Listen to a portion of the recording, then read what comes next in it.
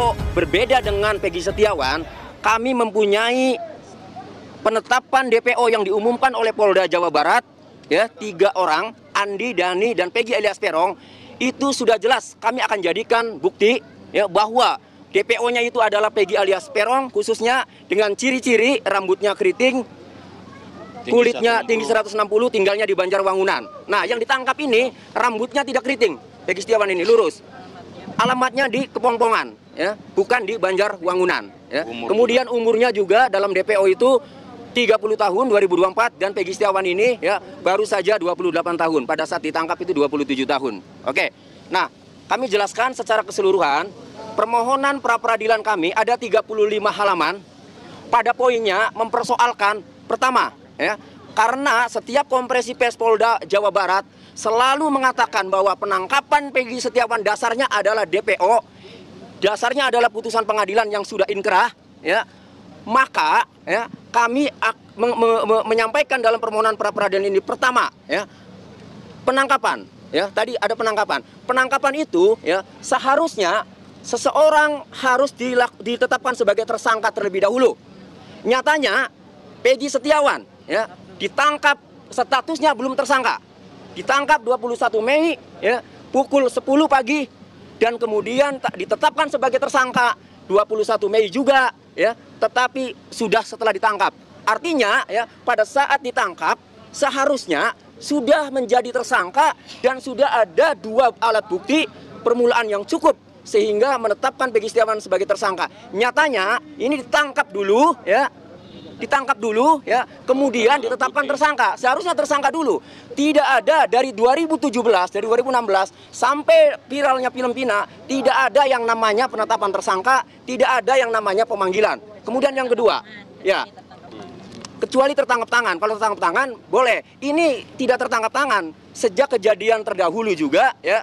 Itu kejadian 27 Agustus 2016, kemudian baru ditangkap para pelaku 8 orang itu 3 hari kemudian, artinya tidak tertangkap tangan, ya. Jadi pertama mempersoalkan penangkapan, ya. Kedua, ya, mempersoalkan penetapan tersangka. Tadi karena, ya, penangkapan terlebih dahulu seharusnya penangkapan itu seharusnya sudah tersangka. Ini tidak ditetapkan tersangkanya, ya, setelah ditangkap.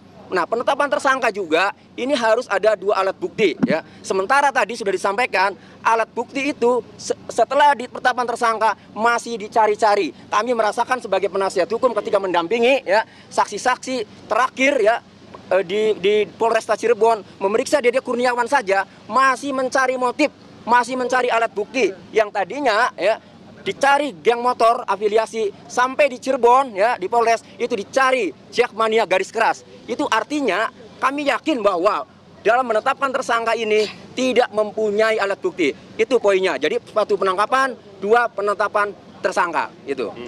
Oke.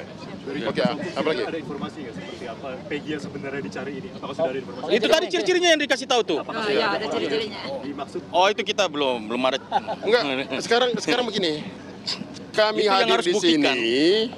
hadir di sini semata-mata kita harus garis bawahi nih, ya. Kita harus garis bawahi bahwa Peggy Setiawan itu bukanlah Peggy Peron. Iya. Jadi apapun perbuatan Peggy Peron, bagaimana peristiwa, kami tidak ada kaitan itu. Yang kami ingin buktikan, silakan cari sendiri. Yang kami ingin buktikan, yang kami ingin bela di sini adalah orang yang atas nama Peggy Setiawan tidak bersalah, tidak tahu menahu, kemudian ditarik, dimintai pertanggungjawab dalam perkara ini. Kira-kira seperti itu. Jadi atas landasan kesamaan nama aja. Ya, jadi Kalau kesamaan nama juga tidak sama. Apakah sama Peggy Setiawan dengan Peggy Peron? Kan ini 2 hal berbeda. Kemudian yang paling penting begini. 2016 dilakukan penggeledahan, bahkan penyitaan 2 unit kendaraan bermotor yang motor itu motor rusak. Rusaknya apa? Rusaknya turun mesin. Motor Suzuki Smash itu rusak, motor turun mesin, tapi tetap dibawa. Kemudian perkara ini senyap. Kalau saja Peggy Setiawan dari 2016 akan dilakukan penangkapan, kira-kira sudah dilakukan penangkapan, bukan di 2024 ini. Pertanyaannya kenapa didiamkan? Dan harus penyitaan barang bukti juga barang itu bukti harus gimana? disertai dengan surat penyitaan barang bukti.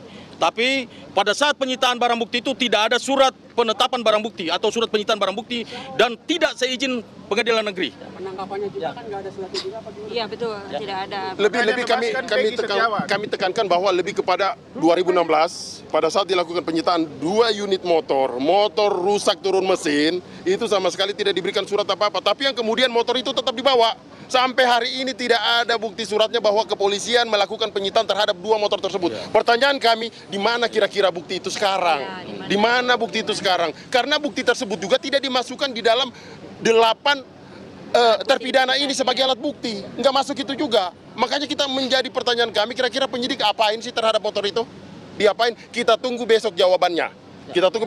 Karena persoalan 2 unit motor yang dilakukan penyitaan ini kami juga sudah mengajukan dalam permohonan kami. Kira-kira seperti itu. Terus gini. Apa yang akan Ya, gini Pak. Ini satu lagi. Ini simpel saja sebetulnya, ya. Kenapa kita tim kuasa hukum PEGI menitik beratkan kepada error in persona? Ya. Pertanyaannya adalah apakah Polda Jabar menghormati putusan hakim tahun 2017? Kalau mereka menghormati, tangkap Peggy Peron, bukan Peggy Setiawan. Nah, itu pertama, ya. Karena dari ciri-ciri yang disampaikan oleh rekan kami jauh berbeda. Ya, saya nggak usah kupas lagi karena sudah dikupas banyak ya. Siapakah Peggy Peron, siapa Peggy Setiawan. Itu yang pertama. Kemudian yang kedua, terakhir Kompolnas menyampaikan penyidik sudah mengantongi nama 5 Peggy Setiawan. Ya, saya minta kepada Polda Jabar, kalau memang ada 5 Peggy Setiawan di kantong penyidik, ya, yang 4 panggil tuh. Ya, yang 4 panggil, mintai keterangan, bila perlu perlakukan seperti klien kami, Peggy Setiawan. Ya, tangkap, tahan. Atau kalau mereka nggak berani itu lakukan klien kami seperti mereka, keluarkan, bebaskan. Simpel kan? Itu aja.